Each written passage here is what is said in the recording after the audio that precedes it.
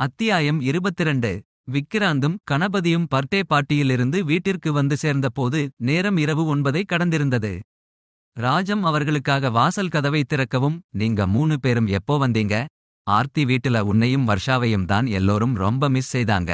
உங்களுக்காக ஸ்பெஷலா கேக், பிரியாணி எல்லாம் கொடுத்து அனுப்பினாங்க என லேட்டஸ்ட் நியூஸ் பிராட்காஸ்ட் செய்து கொண்டே உள்ளே வந்தார் கணபதி.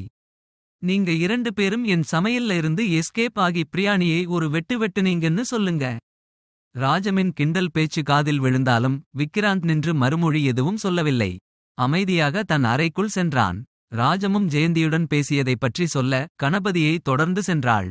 உள்ளறையிலிருந்து இதை எல்லாம் கவனித்த வர்ஷாவும் பிரியாவும் ஸ்கூலில் இருந்து திரும்பியது முதலே தொடர்ந்து கொண்டிருந்த அவர்களின் பேச்சை தொடர்ந்தார்கள்.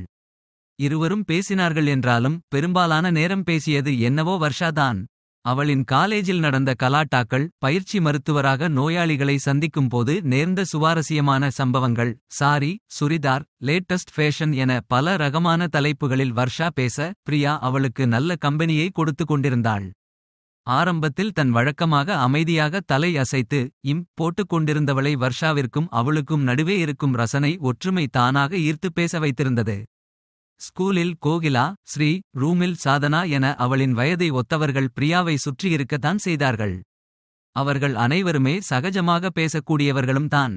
ஆனால் அவர்கள் எல்லோருமே பிரியாவுடன் பேசும்போது பெரும்பாலான நேரம் அவளை அவளின் ஒதுக்கத்திலிருந்து வெளிக்கொண்டு வந்து பேச வைக்க வேண்டும் என்று எக்ஸ்ட்ரா வாக முயற்சி செய்வார்கள். அவர்கள் செய்வது அவளுக்காகத்தான் என்பது பிரியாவிற்கும் புரியத்தான் செய்யும். ஆனாலும் அவர்களின் அந்த எக்ஸ்ட்ரா முயற்சியே அவளை அந்த ஒதுக்கத்திலேயே விட்டு வைத்துவிடும். வர்ஷா அப்படி செய்யவில்லை. பிரியா அவளின் நல்ல தோழி என்பது போல இயல்பாக பேசினாள். பிரியாவிடம் பேசு, சிரி, இதைச் செய் என்பன போன்ற எக்ஸட்ரா கூடுதல் கட்டளைகள் இல்லாமலே சகஜமாக பேசினாள்.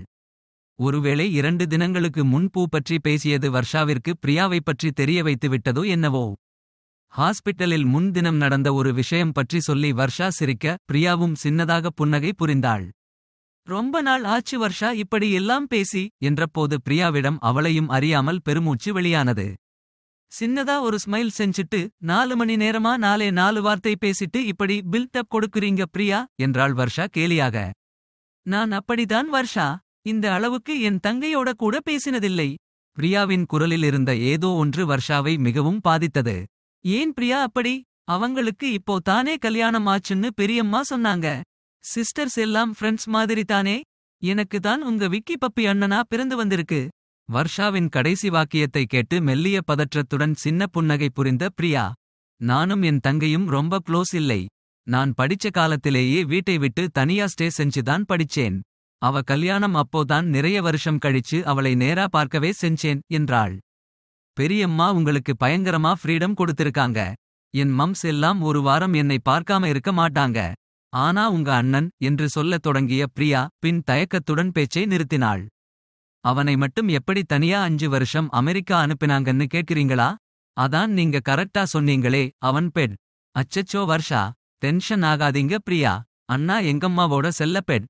அவனுக்கு எப்போ எது வேணும்னாலும் எப்படி கேட்கணும்னு நல்லா தெரியும். அம்மாவை ஐஸ் வச்சே எல்லா காரியத்தையும் சாதிச்சுப்பான். பப்பிலுக் சொல்வாங்களே அதெல்லாம் அவனுக்கு சூப்பரா அத்துப்படி. ஃப்ராட் வேலை, கோல்மால் எதுவா இருந்தாலும் லீகலா செய்ய அவனால மட்டும்தான் முடியும். அதையும் கூட அம்மா அப்ரூவலோடவே செய்வான். அதான் அவனோட சூப்பர் ஸ்பெஷாலிட்டி. வர்ஷா சொன்னதைக் கேட்டு மீண்டும் பிரியாவின் உதட்டில் மெல்லிய புன்னகை உதயமானது. மற்ற நேரங்களைப் போல அது வெறும் உதட்டோடு நிற்காமல் அவளின் முகத்தையும் இப்போது மலர செய்திருந்தது. பிரியாவின் இந்த சாஃப்ட் மற்றும் ஸ்வீட் வெர்ஷன் வர்ஷாவை கவர்ந்தது. அதைப் பற்றி அவள் சொல்ல வாய் திறந்த நேரத்தில் ராஜம் அறைக்குள் வந்தாள். இன்னுமா நீங்க 2 பேரும் கதை பேசி முடியலை? டைம் என்னாச்சு பார்த்தீங்களா? கிளம்புங்க, போய் தூங்குங்க, காலையிலே கோவிலுக்கு போகணும், பூஜை இருக்கு. ராஜம் சொன்னதற்கு மறுவார்த்தை சொல்லாமல் பிரியா, வர்ஷா இருவருமே பேச்சை முடித்து எழுந்து கொண்டார்கள். வர்ஷா மற்றும் ராஜமிற்கு இரவு வணக்கம் சொல்லிவிட்டு பிரியா அவள் தங்கியிருந்த அறைக்கு சென்றாள். ராஜம் அவர்களின் அறையினுள் சென்று மறுநாள் கிளம்புவதற்கு ஏதுவாக துணிகளை மடித்து வைக்கத் தொடங்கினாள். அவளின் பின்னேயே வந்த வர்ஷா, அம்மா, பிரியா இஸ் சோ ஸ்வீட் என்றாள். ஆமாம், நல்ல பொண்ணு என்றாள் ராஜம் முகம் மலர. பிரியா ஏன்மா ஊருக்கு போறதே இல்லை? அதெல்லாம் அவளோட சொந்த விஷயம் வர்ஷா. நீ அதுல எல்லாம் தேவையில்லாம தலை போடக்கூடாது. சரிம்மா, ஆனால் ஒரு விஷயம் சொல்லணும். எனக்கு கல்யாணத்துக்கு நீங்களாவே யாரையாவது பார்த்து ஃபிக்ஸ் செய்தா நான் கண்ணை மூடிட்டு சரின்னு சொல்லிடுவேன். நம்ம விக்கி மட்டும் பிரியாவை கல்யாணம் செய்துக்க சம்மதிச்சிருந்தா எவ்வளவு நல்லா இருந்திருக்கும். ராஜமிடம் இரவு வணக்கம் சொல்ல வந்த விக்கிராந்தின் காதில் வர்ஷா சொன்னது தெளிவாக கேட்டது. உடனே அறையின் உள்ளே செல்லாமல் அவர்களின் பேச்சை தொடர்ந்து கவனிக்க துவங்கினான் அவன். வர்ஷாவை ஆச்சரியமாக ஒரு பார்வை பார்த்த ராஜம், நானும் கூட நல்லா இருந்திருக்கும்னு நினைச்சிருக்கேன் வர்ஷா. ஆனால் உன் அண்ணன் வேண்டாம்னு சொன்னதே நல்லதுக்கு தான் என்றாள். ஏன்மா? பிரியா ரொம்ப ஸ்வீட், வெரி சாஃப்ட். எந்த அலட்டல் ஆர்ப்பாட்டம் இல்லாம ஈஸி பெர்சனா இருக்காங்க. எனக்கு அவங்களை ரொம்ப பிடிச்சிருக்கு. எனக்கும் தான் பிடிச்சிருக்கு. அன்னைக்கே உன் அண்ணன் கிட்ட இன்னும் கொஞ்சம் மிரட்டி சம்மதிக்க வச்சிருந்திருக்கலாம்னு கூட நினைச்சேன். ஆனால் அப்புறம் நானே மனசை மாத்திக்கிட்டேன். ஏன் அப்படி சொல்றீங்க? நான் அன்னைக்கு ஒரு நாள் பிரியாவை பத்தி சொன்னது உனக்கு நினைவு இருக்கா? அவ மருமகளா வந்தா நம்ம குடும்பத்துக்கு நல்லது, விக்கிராந்துக்கு நல்லது அப்படின்னு எல்லாம் தான் நினைச்சேன். பிரியாவுக்கு அது மாதிரியான வாழ்க்கை அமையக்கூடாது. அவளை அவளுக்காக விரும்பி ஏத்துக்கிற ஒருத்தனோட வாழ்க்கை அமையணும். இத்தனை நாள் அவ மனசுல இருக்க வருத்தத்தை மறைக்கிறதுக்காகவோ இல்லையோ மத்தவங்களுக்காக தான் அவ வாழ்ந்திருக்கா.